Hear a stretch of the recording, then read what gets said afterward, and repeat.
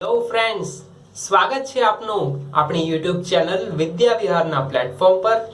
હું છું ઘનશ્યામ ચુડાસમા અને આજે આપણે શીખીશું ધોરણ 8 ઇંગ્લિશ ગ્રામર અને એનો topic the simple present tense એટલે કે સાદો વર્તમાન કાળ. સિમ્પલ પ્રેઝન્ટ ટેન્સ, સાદો વર્તમાન કાળ. હવે આપણને પહેલો જ પ્રશ્ન થાય કે તેનો યુઝ ક્યાં થાય, ક્યારે થાય? તો તેનો યુઝ એ રોજબરોજની ક્રિયા દર્શાવવા માટે થાય છે. ફોર એક્ઝામ્પલ કે હું રોજ સ્કૂલે જાઉં છું, બરાબર છે, અમે રોજ સ્કૂલે જઈએ છીએ. હું રોજ ક્રિકેટ રમું છું. પછી સામાન્ય ટેવ દર્શાવવા, જેમ કે હું ચા પીવું છું, તેઓ કોફી પીવે છે. અમે રોજ 1 કલાક વાંચીએ છીએ, બરાબર છે. આ રોજબરોજની સામાન્ય ક્રિયા છે જે દર્શાવવા માટે સાદા વર્તમાન કાળનો ઉપયોગ થાય છે. આ ઉપરાંત સનાતન સિદ્ધાંતો દર્શાવવા. સનાતન સિદ્ધાંતો એટલે કે 2 and 2 makes 4 એટલે કે 2 ને 2 4 જ થાય, બરાબર ને. ત્યારબાદ પૃથ્વી સૂર્યની આસપાસ ફરે છે, તો એ પણ સનાતન છે, એ સિદ્ધાંત છે, એ ક્યારેય બદલાય જ નહીં. પછી વૃક્ષો પરથી પાંદડા ખરે છે, બરાબર છે. વૃક્ષો વાતાવરણમાંથી કાર્બન ડાયોક્સાઇડ મેળવે છે અને ઓક્સિજન આપે છે. તો આ સનાતન સિદ્ધાંતો થયા કે જે ક્યારેય બદલાય નહીં. તો આ સનાતન સિદ્ધાંતો દર્શાવવા માટે પણ સાદા વર્તમાન કાળનો ઉપયોગ થાય છે. ત્યારબાદ જોઈએ કે કઈ રીતે વપરાય. તો એ પણ સાવ સરળ છે. જો આઈ, વી, યુ અને ધે, આની સાથે હંમેશા ક્રિયાપદનું મૂળ રૂપ વપરાય. એક્ઝામ્પલ જોઈએ તો આઈ પ્લે ક્રિકેટ, હું ક્રિકેટ રમું છું. વી પ્લે ક્રિકેટ, અમે ક્રિકેટ રમીએ છીએ. યુ પ્લે ક્રિકેટ, તું ક્રિકેટ રમે છે.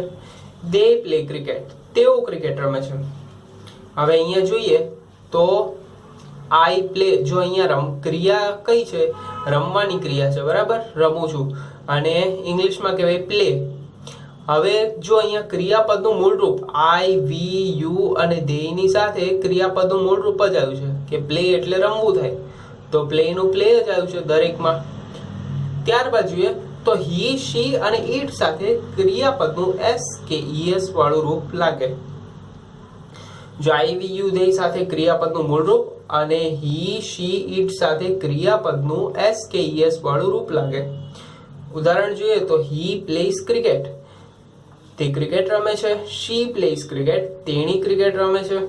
ઇટ પ્લેસ ક્રિકેટ, તે ક્રિકેટ રમે છે. હવે અહીંયા જોઈએ તો હી, શી, ઇટ સાથે ક્રિયાપદનું કયું એસ વાળું રૂપ લાગે, પરંતુ ક્યારેક ઈએસ પ્રત્યય પણ લાગે છે. તો આ ઈએસ પ્રત્યય છે એ ક્યારે લાગે?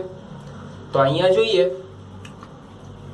કે જો ઈએસ પ્રત્યય ક્યારે લાગે, તો એનો પહેલો નિયમ છે કે હી, શી અને ઇટ માં ક્રિયાપદના અંતે ડબલ એસ, બરાબર છે, double S, S H, C H, x, કે ઓ આવેલા હોય તો ઈએસ પ્રત્યય લાગે. એક્ઝામ્પલ જોઈએ તો અહીંયા જો પાસ, પાસ એટલે ઓળંગવું, પી એ ડબલ એસ. હવે અહીંયા જો હી શીટમાં ક્રિયાપદના અંતે ડબલ એસ, પી એ ડબલ એસ, પાસ થયું એટલે એનું શું થયું? તો આવેલું હોય તો ઈએસ પ્રત્યય લાગે, પાસ ઈસ, બરાબર છે. એવી જ રીતના એસએચ, તો વોશ, વોશ એટલે ધોવું, જો પાછળ એસએચ લખેલું છે તો વોશ નું શું થશે? વોશિશ, બરાબર.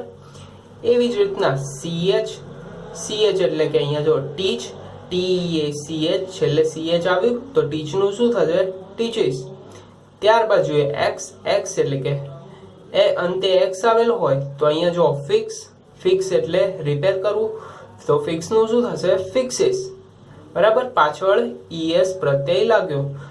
ગો, જીઓ, ગો એટલે જવું, જો અહીંયા ગો નું શું થઈ ગયું? Gauss, Jio ES. તો જ્યારે ક્રિયાપદના અંતે double S, SH, CH, x કે ઓ પ્રત્યય આવેલા હોય તો ઈએસ પ્રત્યય લાગે. ત્યારબાદ બીજો નિયમ છે, જો ક્રિયાપદના અંતે વ્યંજન અને એની પછી વાય હોય તો વાય ની જગ્યાએ આઈઈએસ લાગે. ઉદાહરણ જોઈએ તો ટ્રાય છે, તો ટ્રાયમાં જો ક્રિયાપદના અંતે વ્યંજન પછી વાય હોય, બરાબર છે। વ્યંજન ક્યાં ક્યાં છે તો આપણે જોઈએ તો અંગ્રેજીમાં 5 સ્વરો છે, અહીંયા લખ્યા જો A, E, I, O, U। આ સિવાયના જે કોઈ પણ છે એ બધા વ્યંજનો છે, બરાબર। તો અહીંયા ટ્રાય છે તો ટ્રાયનું શું થશે, જો અહીંયા વાય છે છેલ્લે અને આગળ વ્યંજન એટલે કે આર આપેલો છે તો એનું શું થશે, ટ્રાયનું ટ્રાઇસ, TRIES। જો વાય ની જગ્યાએ IES થઈ ગયું। એવી જ રીતે ફ્લાય, ફ્લાયનું શું થઈ ગયું, ફ્લાઇસ, FLIES, ફ્લાય એટલે ઉડવું। ક્રાય, ક્રાયનું શું થશે, ક્રાઇસ, CRIES। જો આ બધી ક્રિયાઓ છે, ક્રાય એટલે રડવું, ફ્લાય એટલે ઉડવું, ટ્રાય એટલે પ્રયત્ન કરવો, બરાબર। આ ક્રિયાપદના અંતે આ હોય તો વાય ની જગ્યાએ IES। એવી જ રીતના જો સ્વર પછી વાય હોય તો શું લાગે, તો એસ પ્રત્યય લાગે। જો અહીંયા પ્લે છે તો વાય છે, એની આગળ જો સ્વર આવેલો છે અહીંયા A, E, I, O, U, એમાંથી એ છે એ ક્યાં, અહીંયા જો પ્લે માં આપેલો છે, બરાબર। વાય ની આગળ એ છે તો પ્લે નું પ્લેસ થશે। એવી જ રીતના બાય છે તો બાય માં વાય ની આગળ યુ આપેલો છે તો બાય નું શું થશે, બાઈસ થશે। સે છે તો એની આગળ વાય ની આગળ એ છે તો સે નું સેસ થશે। એટલે આ રીતે ક્રિયાપદમાં ES પ્રત્યય અને S પ્રત્યય માટેના નિયમો છે, તો એ યાદ રાખી લેશો તમે બધા। હવે નેક્સ્ટ જોઈએ કે આ સાદા વર્તમાન કાળના એક્ઝામ્પલ્સ, તો જોઈ લઈએ તો શું આવે એક્ઝામ્પલ્સ, તો જુઓ, બરાબર। જો એક્ઝામ્પલ્સ, આઈ ખાલી જગ્યા કોમ્પ્યુટર, કૌંસમાં આપેલું છે નો। આ બધા પ્રેક્ટિસ એક્ઝામ્પલ છે કે જે આપણે જોઈ લઈએ। તો આઈ ખાલી જગ્યા કોમ્પ્યુટર, તો નો નું શું થશે, નો થશે કે શું થશે, તો જો અહીંયા જોઈજો કે I, we, you, they એની સાથે શું થશે, હંમેશા ક્રિયાપદનું મૂળ રૂપ આવશે। નો એટલે જાણવું, તો અહીંયા ક્રિયાપદનું મૂળ રૂપ જ આવશે, બરાબર ને। તો નો નું નો જ થશે, KNOW। એવી જ રીતના ખુશી ખાલી જગ્યા જય, તો કૌંસમાં લખીશું લવ, ખુશી લવ્સ જય, ખુશી જયને પ્રેમ કરે છે। પણ અહીંયા જો લવ લખેલું છે, બરાબર। તો આ ખુશી છે એ શેમાં આવે, નારી જાતિમાં આવે, તો ખુશીની જગ્યાએ શું આવે, શી આવે, શી કહી શકાય। તો શી ખાલી જગ્યા જય એટલે ક્રિયાપદનું S કે ES વાળું રૂપ આવશે, તો લવનું શું થશે, લવ્સ થશે, બરાબર છે। ખુશી લવ્સ જય। એવી જ રીતના માય ફ્રેન્ડ્સ ખાલી જગ્યા મી ઇન માય પ્રોબ્લેમ્સ, કૌંસમાં લખેલું છે હેલ્પ, મારા મિત્રો મને મુશ્કેલીમાં મદદ કરે છે, બરાબર। તો અહીંયા મદદ કરવી એટલે કે હેલ્પ એટલે મદદ કરવી, તો હેલ્પનું શું થશે, તો અહીંયા જુઓ કે I, we, you અને they, બરાબર છે। માય ફ્રેન્ડ્સ એટલે કે મારા મિત્રો ઘણા બધા છે, તો માય ફ્રેન્ડ્સ ની જગ્યાએ તેઓ કહી શકાય કે they, તો they ખાલી જગ્યા મી ઇન માય પ્રોબ્લેમ્સ, તો અહીંયા હેલ્પ નું શું થશે, ક્રિયાપદનું મૂળ રૂપ આવશે, તો my friends help me in my problems. એવી જ રીતના જોઈએ, યુ નેવર ખાલી જગ્યા to my phone, to my house, હવે કૌંસમાં આપેલું છે કમ, તમે ક્યારેય મારા ઘરે આવતા નથી, બરાબર છે। તો કમ છે તો યુ સાથે શું થશે, ક્રિયાપદનું મૂળ રૂપ આવશે, તો અહીંયા આવશે કમનું કમ જ થશે। ધ અર્થ ખાલી જગ્યા અરાઉન્ડ ધી સન, ખાલી જગ્યા જો કૌંસમાં આપેલું છે મૂવ એટલે કે પૃથ્વી સૂર્યની આસપાસ ફરે છે, તો ધ અર્થની જગ્યાએ આપણે અહીં શું લગાડી શકીએ, જો અહીંયા પુરુષ પણ નથી સ્ત્રી પણ નથી, તે સિવાયનું શું કહેવાય, ઈટ કહેવાય, તો હી શી ઈટ, ઈટ સાથે શું થશે, ઈટ ખાલી જગ્યા અરાઉન્ડ ધી સન, ઈટ સાથે એસ કે ES વાળું રૂપ, તો ઈટ તો અહીંયા ખાલી જગ્યામાં આવશે મૂવ્સ આવશે, the earth moves around the sun. એવી જ રીતના ચેતના ખાલી જગ્યા ઇંગ્લિશ ન્યૂઝપેપર્સ ડેઇલી, તો રીડ, તો ચેતના શું કહેવાય, નારી જાતિ કહેવાય એટલે શી આવે, તો શી સાથે શું ક્રિયાપદનું S કે ES વાળું રૂપ, તો ચેતના ખાલી જગ્યા એટલે કે રીડ્સ આવશે. ચેતના રીડ્સ ઇંગ્લિશ ન્યૂઝપેપર્સ ડેઇલી. ચેતના રોજ ઇંગ્લિશ ન્યૂઝપેપર વાંચે છે. એવી જ રીતના જય ઓલવેઝ ખાલી જગ્યા બાય કાર. જય ઓલવેઝ ગો થશે, કૌંસમાં અહીંયા ગો છે, બરાબર. જય ઓલવેઝ ખાલી જગ્યા બાય કાર. જય ઓલવેઝ ગોસ, બરાબર. ગોનું શું થશે? ગોસ થશે. કેમ ગોસ થશે? તો આપણે હમણાં જોયું કે વાક્યમાં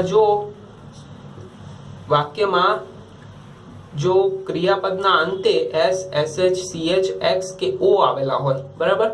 તો અહીંયા જો વાક્યના અંતે ઓ આવેલો છે એટલે જય ઓલવેઝ શું થશે? ઈએસ પ્રત્યય લાગશે એટલે ગોનું શું થયું? ગોસ થયું, GOES બાય કાર. ત્યારબાદ જોઈએ તો ટાઈમ ખાલી જગ્યા ચેન્જિંગ. તો એનું શું થશે? તો ટાઈમ કીપ છે, કીપ એ ટાઈમની જગ્યાએ ઇટ લખી શકાય. ઇટ ખાલી જગ્યાએ ઇટ કીપ્સ ચેન્જિંગ, બરાબર. તો કીપનું શું થશે? કીપ્સ થશે. એ જ રીતના વી ઓલવેઝ ખાલી જગ્યા અર્લી ગેટ અપ છે.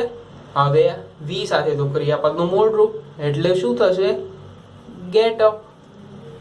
ત્યારબાદ ધ બર્ડ ખાલી જગ્યા ઇન ધી સ્કાય.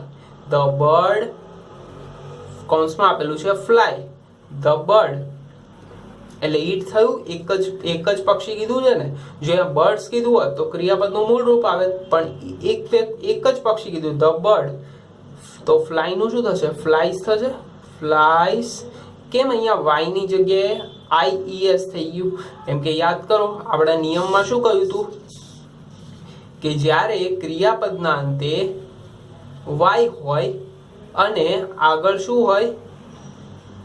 આગળ જો વ્યંજન આવેલો હોય, બરાબર, તો વાય ની જગ્યાએ IES થઈ જાય, બરાબર. તો અહીંયા વાય અને આગળ વ્યંજન આવેલો છે.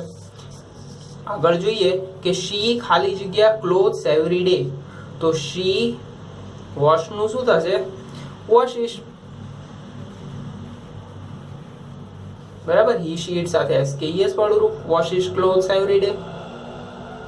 અને ES પ્રત્યય એટલા માટે કે પાછળ SH આવેલો છે એટલે. સાવન ઓલવેઝ ખાલી જગ્યા સ્લોલી. સાવન ઓલવેઝ વોક સ્લોલી, બરાબર. હી છે એટલે વોક એટલે ચાલવું. સાવન હંમેશા ધીરે ચાલે છે. તો ફ્રેન્ડ્સ આ હતા તેના એક્ઝામ્પલ્સ. તો આ તો જોયા આપણે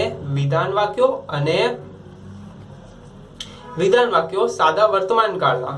હવે નેક્સ્ટ વિડીયોમાં આપણે જોઈશું પ્રશ્નાર્થ વાક્યો અને સાદા વર્તમાન કાળના નકાર વાક્યો. તો જો મિત્રો આપને આ વિડીયો ગમ્યો હોય તો આપ લાઈક કરો, આપના મિત્રો સાથે શેર કરો અને આવા જ અવનવા વિડીયો મેળવવા માટે ચેનલને સબસ્ક્રાઇબ કરો. So thank you friends.